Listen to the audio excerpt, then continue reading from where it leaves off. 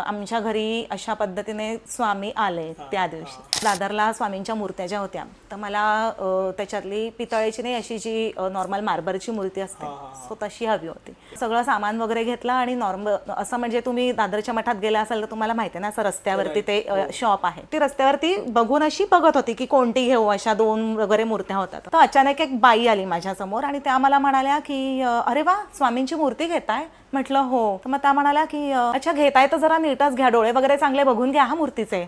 मग मी म्हटलं ओके ठीक आहे, नाही ही घ्या ही चांगली वाटते। म्हटलं हो मला पण हीच आवडली आणि मी 2 मिनिटं बघितलं की अरे एवढं असं म्हणजे ओळख नाही आणि डायरेक्ट येऊन बोलतात। आय वॉज एक्सपेक्टिंग की त्या पण माझ्या बरोबर मठातच येतात, पण त्या अशा एकदम तरा डायरेक्ट रस्त्यावरून निघून गेल्या। मग ते मला थोडंसं असं जरा स्ट्रेंज वाटलं की अरे मठात नाही तर अशा का गेल्या त्या? म्हटलं जाऊ दे असेल काय, असं मी एवढं काय बॉदर नाही केलं, म्हटलं जाऊ दे। त्याच्यानंतर दर्शन वगैरे झालं आणि आमच्या घरी अशा पद्धतीने स्वामी आले त्या दिवशी।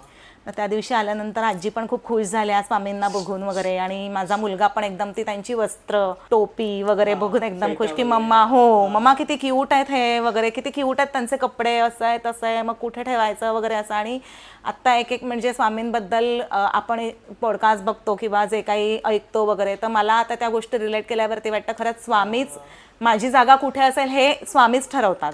मग आमची जागा ठरली की जसं मी सांगितलं की मला मेडिटेशन समोर असं त्यांच्याकडे बसून छान वाटतं असं, म्हणजे मी तिथे तर माझं मिस्टरच म्हणाले की असं इथे इथं ठेव ही मूर्ती वगैरे असं, आणि समोरच ठेवली आणि असं चालू होतं म्हणजे त्यांची संध्याकाळी असंच सेवा वगैरे चालू होती म्हणून।